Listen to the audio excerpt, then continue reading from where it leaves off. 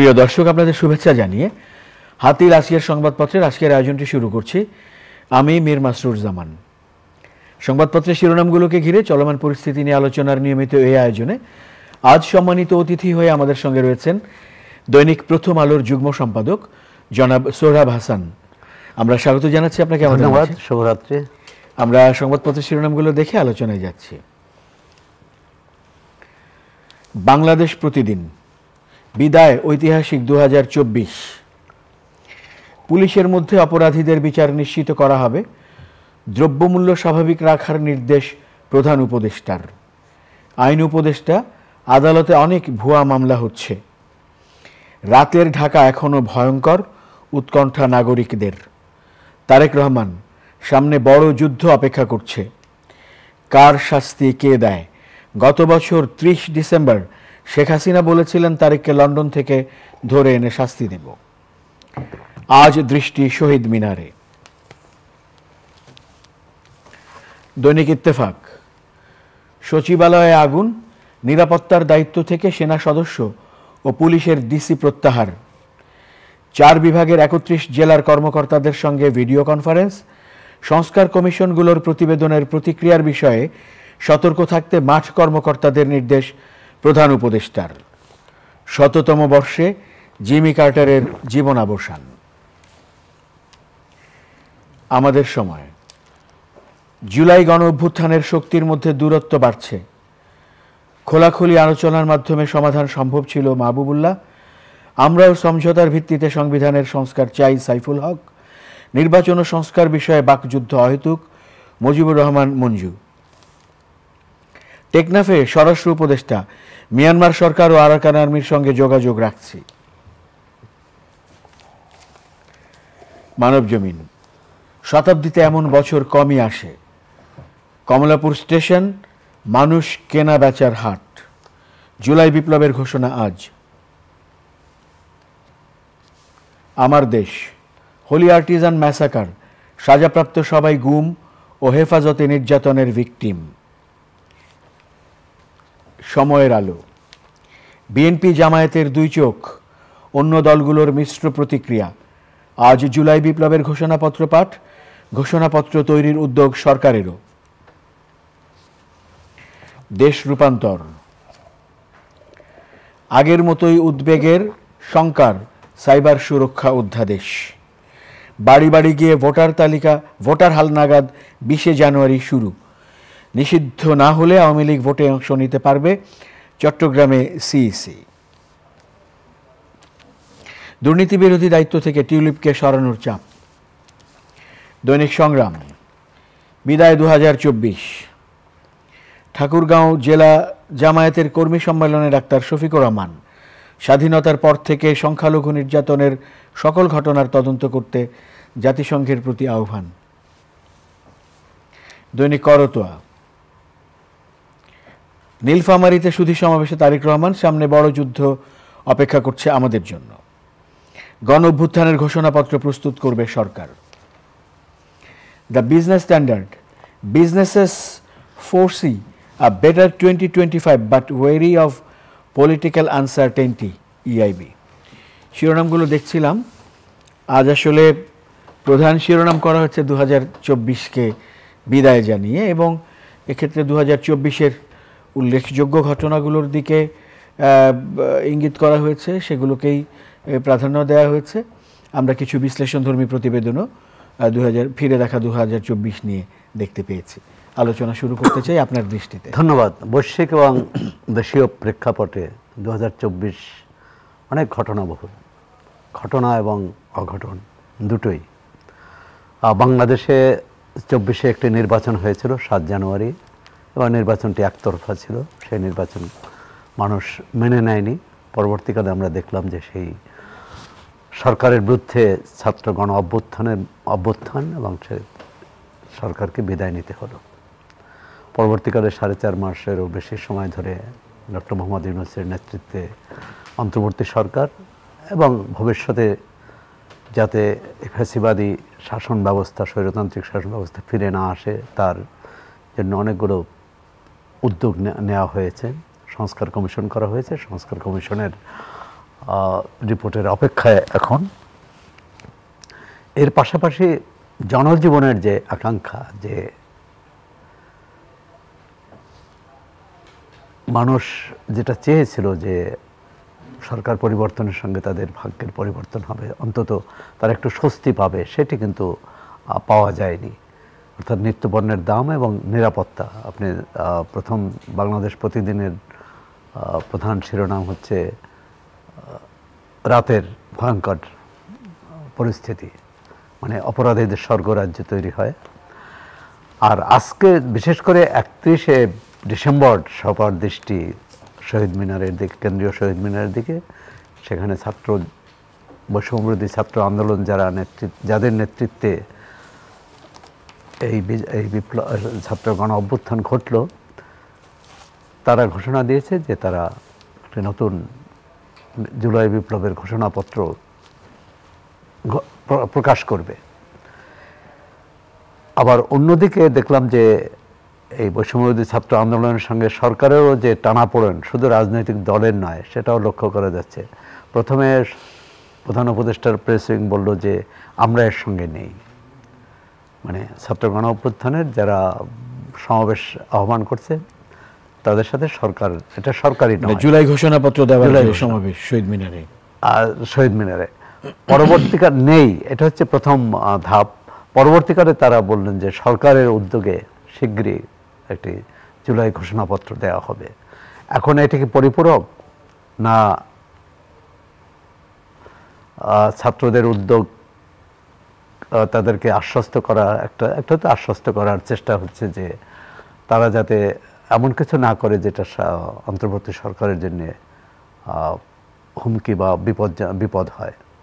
রাজনৈতিক বাহাস তো আমরা প্রতিদিনই দেখি, বিশেষ করে বিএনপি এবং জামাত ইসলামের নেতাদের মধ্যে। তাদের কথা সুর বেশ চড়া। আর সর্বশেষ বিএনপির ভারপ্রাপ্ত চেয়ারম্যান নির্বাচনের প্রস্তুতি নিতেই বলেছেন এবং অবিলম্বে সেই আহ্বান জানিয়েছেন। আর জামাত সম্প্রতি একটি ব্যাংক, ইসলামী ব্যাংক দখল নিয়ে বিএনপি অভিযোগ করেছে জামাতের বিরুদ্ধে, আবার জামাত অভিযোগ করেছে বিভিন্ন জায়গায় বিএনপি টেন্ডারবাজি, চাঁদাবাজি এবং দখলবাজি করছে। এই বেশ পাল্টাপাল্টের মধ্যে চলছে, কিন্তু জনগণের যে মৌলিক, মানে বৃহত্তর জনগণের যে মৌলিক সমস্যা, সাধারণ মানুষের, খেটে খাওয়া মানুষের, তাদের কিন্তু নাভিশ্বাস হওয়ার উপক্রম নিত্যপণ্যের দামের কারণে। প্রধান উপদেষ্টা দেখলাম যে তিনি মাঠ পর্যায়ে কর্মকর্তাদের সাথে ভিডিও বৈঠক করেছেন এবং তিনি তাদেরকে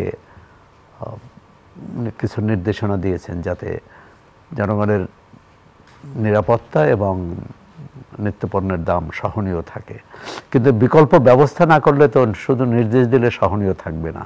প্রথমত হচ্ছে বাজারে পর্যাপ্ত সরবরাহ আছে কিনা, সরবরাহ থাকলে কেন দাম বাড়ছে, সুতরাং সেটা বাজার ব্যবস্থাপনার ত্রুটি।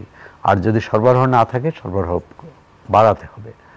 সরবরাহ বাড়ানোর পরেও যে দাম, মানে চালের দাম বা অন্য যে কোনো নিত্যপণ্যের দাম, বিশেষ করে আমদানি পণ্যগুলোর, আর সেটা দিয়ে সাধারণ মানুষের পক্ষে অনেকেই কম কেনা শুরু করেছে অথবা ধার কর্য করে কিনছেন।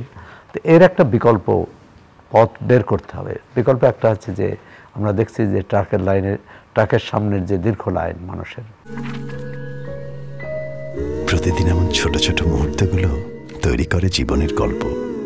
Hatil, live and relieve.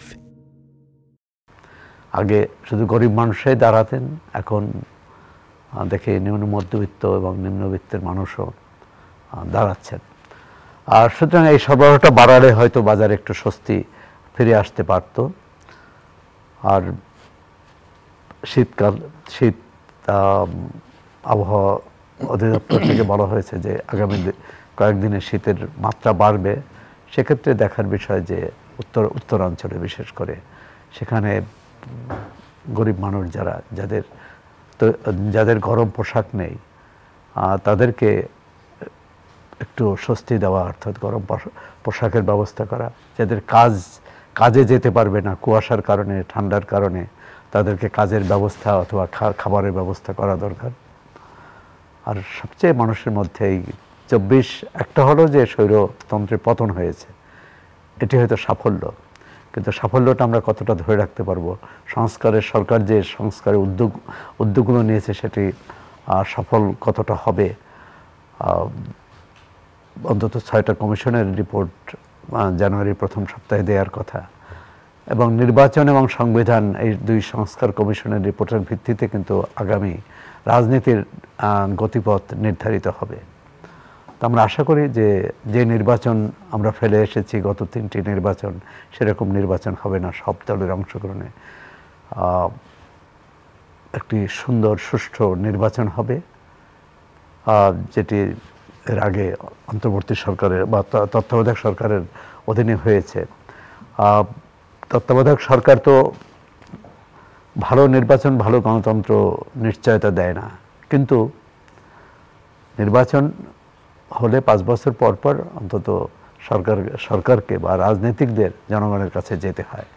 কিন্তু নির্বাচনটা যদি নির্বাচনের মতো না হয় তাহলে তো যেতে হয় না, ঘরে বসেই সিল দেওয়া যায় বা দেওয়ার ঘটনা ঘটেছে।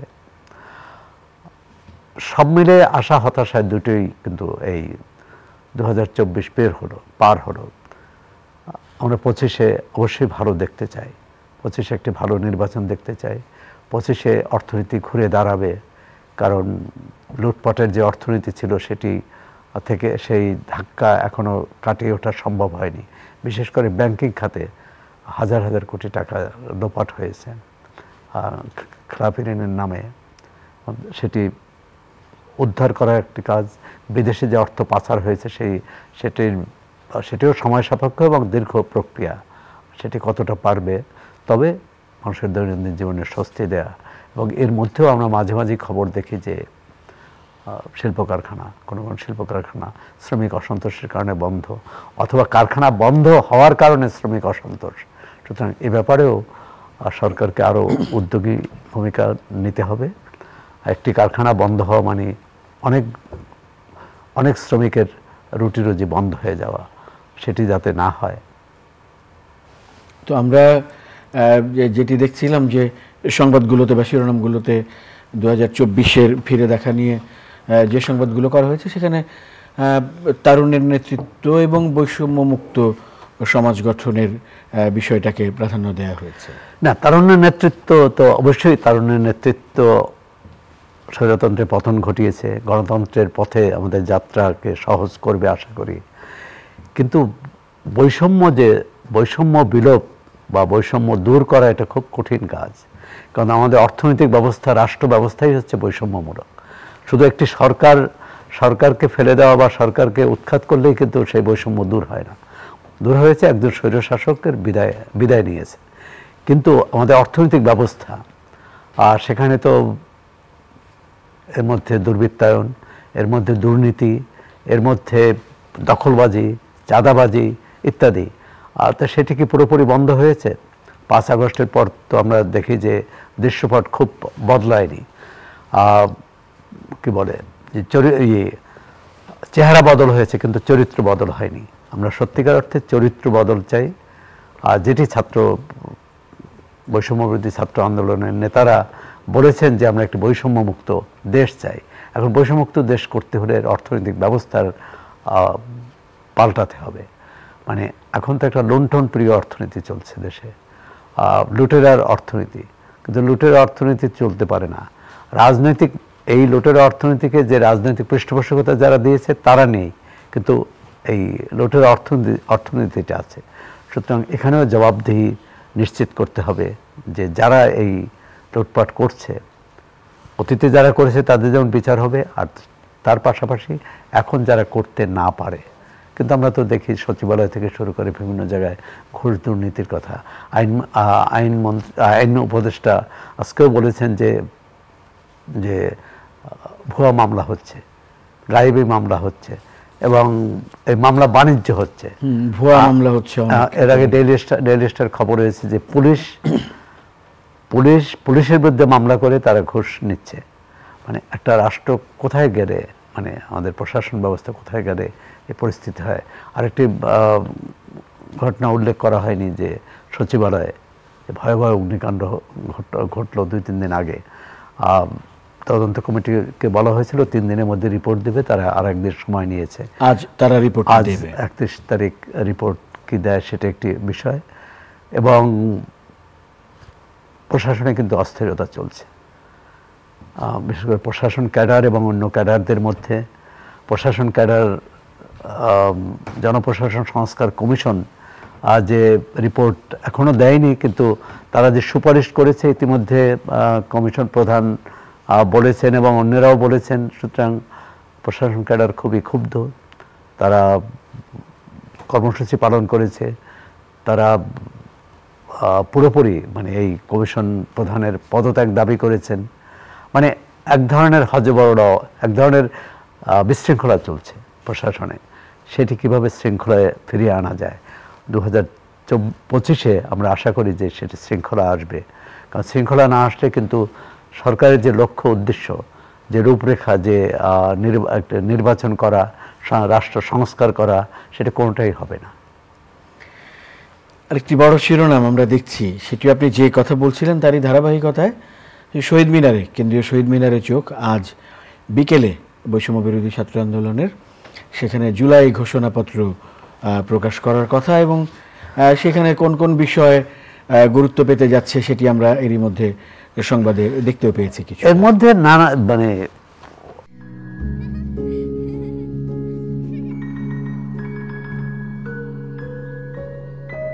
প্রতিদিন এমন ছোট ছোট মুহূর্তগুলো তৈরি করে জীবনের গল্প। Hatil, live and relieve.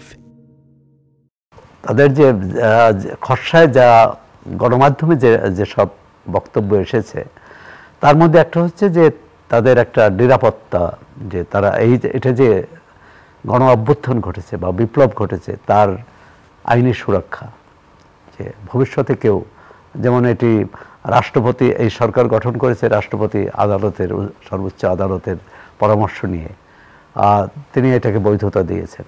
এখন ভবিষ্যতে কোনো রাষ্ট্রপতি যদি বা কোনো প্রধান বিচারপতি যদি অন্যরকম পরামর্শ দেন এবং রাষ্ট্রপতি যদি সেভাবে আরেকটি সরকার গঠন করে, সে একটি ভয় আছে। দ্বিতীয় হচ্ছে যে এটি যে বিপ্লব হয়েছে সেটার স্বীকৃতি নিশ্চয়ই তারা চাইছেন। আর 72-এর সংবিধান নিয়ে কথা আছে, 71-এর স্বাধীনতার ঘোষণাপত্র নিয়ে কথা আছে। আমি একজন ছাত্র নেতাকে টেলিভিশনে বলতে দেখলাম, এবং সেটা খুবই যে আমাদের 71 সালের 10 জানুয়ারি হচ্ছে 10 এপ্রিল স্বাধীনতার ঘোষণাপত্র প্রকাশ করা হয়েছে। মানে সেদিনে হচ্ছে স্বাধীন রাষ্ট্র হিসেবে বাংলাদেশ নিজেকে ঘোষণা করেছে। এরপর সরকার গঠিত হয়েছে পরে, তারপর সেটি পরবর্তীকালে সাংবিধানিকভাবে সেটি বৈধতা দেওয়া হয়েছে আরও পরে, যখন সংবিধান রচিত হয়েছে। ছাত্র নেতাদের এটা একটা দাবি থাকতে পারে যে তাদের এটি যে বৈধ একটি প্রক্রিয়া, সেটি তার স্বীকৃতি অবশ্যই। এবং 72-এর সংবিধান বা আরও অনেক বিষয়ে তাদের যে সব অভিযোগ, এটা এর আগেও করেছেন।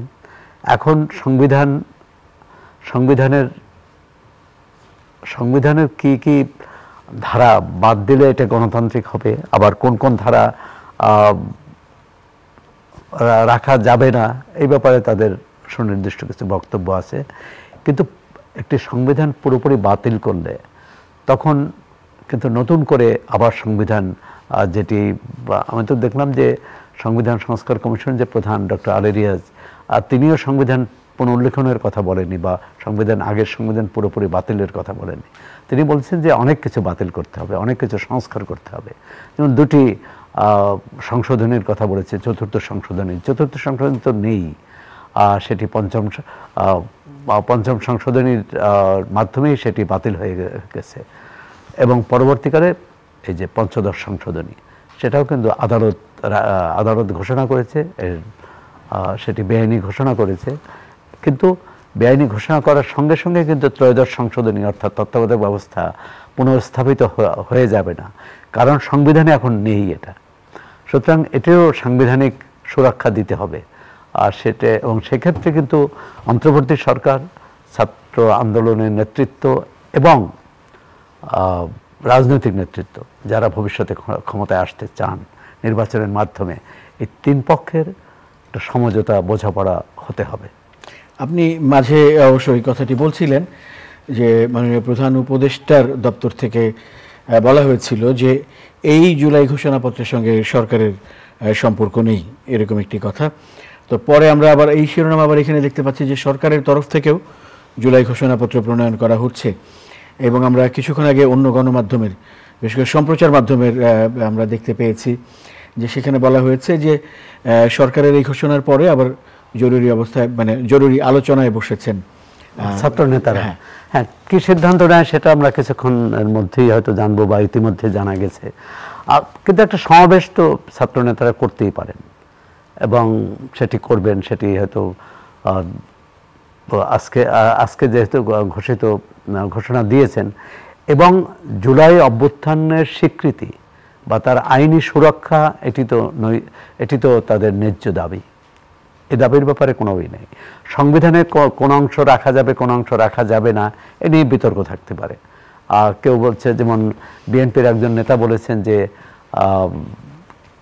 লাখো শহীদের রক্তের মাধ্যমে যে সংবিধান রচিত সেটি এভাবে বাতিল করে দেওয়া যায় না। তো এরকম মতও আছে। এখন মানে ছাত্রদের উদ্যম, তাদের যে আবেগ, অবশ্যই আমরা তাকে গুরুত্ব দেই, কিন্তু বাস্তবতাও যে ছাত্র নেতারা এমনকি আরও কোনো মহল বলছিলেন যে এই সংবিধান পুরো বাতিল করে নতুনভাবে এই সরকার গঠিত হবে, অর্থাৎ এই সরকার বিপ্লবী নয়। এই সরকার বিপ্লবী নয়, কিন্তু আবার এই সরকার তো ছাত্র গণ অভ্যুত্থানের মধ্য দিয়ে এসেছে। এই সরকার তো নির্বাচিতও নয়, বিপ্লবী নয়, নির্বাচিতও নয়। সুতরাং তার একটা কি বলে, এটাকে অনেকে বলতে পারে যে না খরকা না খাটকা এই অবস্থাও, এবং এর একটি হচ্ছে সর্বোচ্চ আদালতের যে রায়ের ভিত্তিতে এই সরকার গঠিত হয়েছে, আর ছাত্র গণ অভ্যুত্থানের মধ্য দিয়ে যে জনগণের অভিপ্রায়, এখন সেই অভিপ্রায় 5 আগস্ট যে অভিপ্রায় ছিল আজকে সেটা পরিবর্তনও হতে পারে এই অর্থে যে জনগণের সেই আকাঙ্ক্ষা কতটা পূরণ হয়েছে, কতটা মানুষ তার প্রত্যাশা অনুযায়ী ফল পেয়েছে, সেই প্রশ্ন তো আসতেই পারে। তবে জনজীবনের যে সমস্যা সেটি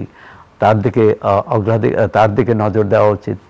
রাষ্ট্রীয় সংস্কার বা উপরের যে উপরিকাঠামোর সংস্কার নিয়ে আমরা অবশ্যই তর্ক থাকবে, দ্বিমত থাকবে, বা সেটি আমরা এগিয়ে নেব। কিন্তু রাষ্ট্রের যে মূল যে শক্তি জনগণ, সেই বৃহত্তর জনগণের যে চাওয়া পাওয়া, জনগণের যে আকাঙ্ক্ষা, সে ব্যাপারে সরকারকে বোধহয় আরও সক্রিয় হওয়া উচিত। মানে সেটি তাদের আকাঙ্ক্ষা পূরণের ব্যাপারে, জনজীবনের সমস্যা দূর করার ব্যাপারে। সেক্ষেত্রে অনেকেই মনে করেন যে ঘাটতি, এমনকি ছাত্র নেতাদের পক্ষ থেকেও কিন্তু এই অভিযোগ যে সরকার সেভাবে কাজ করছে না, সেভাবে তার পারফর্ম করছে না, তার দায়িত্ব পালন করছে না। এখন কোথায় কোথায় ভুল আছে, ব্যত্যয় আছে বা দুর্বলতা আছে, সেটিও চিহ্নিত করা প্রয়োজন। 2024 আশা নিরাশার মধ্য দিয়ে আমরা পার করলাম, কিন্তু পার করতে যাচ্ছি। তো 2025 একটি সোনালী সূর্যের যে 25-এ যে সোনালী সূর্য, সেই আমাদের আশার আলো দেখাক, দেশকে নতুন গণতন্ত্রের পথে মানবিক বাংলাদেশ প্রতিষ্ঠা হোক। কারণ যেখানে প্রধান উপদেষ্টা বলেছেন যে এখানে একটি পরিবারের সব সদস্য যাতে ধর্ম, বর্ণ, জাতি নির্বিশেষে সব সদস্য যাতে তার অধিকার ভোগ করতে পারে, তার মৌলিক চাহিদা পূরণ করতে পারে, সেদিকেই কিন্তু সরকারকে নজর দিতে হবে। হ্যাঁ, শিরোনামটি বলছিলাম, তারেক রহমান সামনে বড় যুদ্ধ অপেক্ষা করছে, তিনি বলেছেন। এটি আমার ধারণা যে নির্বাচনী যুদ্ধের ইঙ্গিত দিয়েছেন। একই সঙ্গে তিনি নির্বাচনের রোডম্যাপের কথাও বলেছেন, সময়সূচির কথা বলেছেন। এই মুহূর্তে তো বিএনপির সঙ্গে এক ধরনের বাকযুদ্ধ জামাতের নেতাদের সঙ্গে আমরা দেখতে পাচ্ছি। এক পক্ষ আক্রমণ করে, আরেক পক্ষ পাল্টা আক্রমণ করে। তো এটা রাজনীতিতে থাকবে, কিন্তু এটা এমন অবস্থায় না যায় যাতে সংঘাত সংঘর্ষ না হয়। কোনো কোনো ক্ষেত্রে কিন্তু হয়েছে, ছাত্র দলের সাথে শিবিরের বা বিএনপির সাথে জামাতের নেতাকর্মীদের, আর সেটি যাতে না হয়। মানে আমরা গণতান্ত্রিক আচরণ করি যাতে সবাই, কারণ আমরা গণতন্ত্র প্রতিষ্ঠা করতে চাই, আমরা মানুষকে শান্তি দিতে চাই, অশান্তি থেকে বেরিয়ে আসতে চাই। 15 বছরে যে অপরাজনীতি ছিল, যে দুর্নীতি ছিল, তার থেকে বেরিয়ে আসতে চাই, যে সন্ত্রাস ছিল। আজকে আমরা নতুন বাংলাদেশ দেখতে চাই। নতুন বাংলাদেশ মানে শুধু কথায় নতুন দেখলেই হবে না, সেটি অর্থাৎ অতীতের গ্লানি, অতীতের জরা পেছনে ফেলে আমরা নতুন সম্ভাবনার দ্বার যদি উন্মোচন করতে পারি, এবং যার সুফল সব মানুষ পাবে, সেখানে কোনো বৈষম্য হবে না। কারণ ছাত্রনেতাদের তো একটা বড় অঙ্গীকার যে বৈষম্যহীন বাংলাদেশ, আমরা সত্যিকার অর্থে বৈষম্যহীন বাংলাদেশ চাই। স্বাধীনতার ঘোষণাপত্রের যে সেই মূল মন্ত্র, সাম্য, মানবিক মর্যাদা ও সামাজিক ন্যায় বিচার, এটি নিশ্চিত করতে পারাটাই হচ্ছে স্বাধীনতার বা সার্বভৌমত্বের, জনসার্বভৌমত্ব প্রতিষ্ঠার বড় উপাদান। অনেক অনেক ধন্যবাদ জনাব সোহরাব হাসান আজকে আমাদেরকে সময় দেওয়ার জন্য। প্রিয় দর্শক, আপনাদেরও ধন্যবাদ সঙ্গে থাকার জন্য। চ্যানেল আইয়ের নিয়মিত আয়োজন হাতিল আজকের সংবাদপত্রের আজকের আয়োজনটি এ পর্যন্তই। ভালো থাকবেন সবাই, শুভরাত্রি।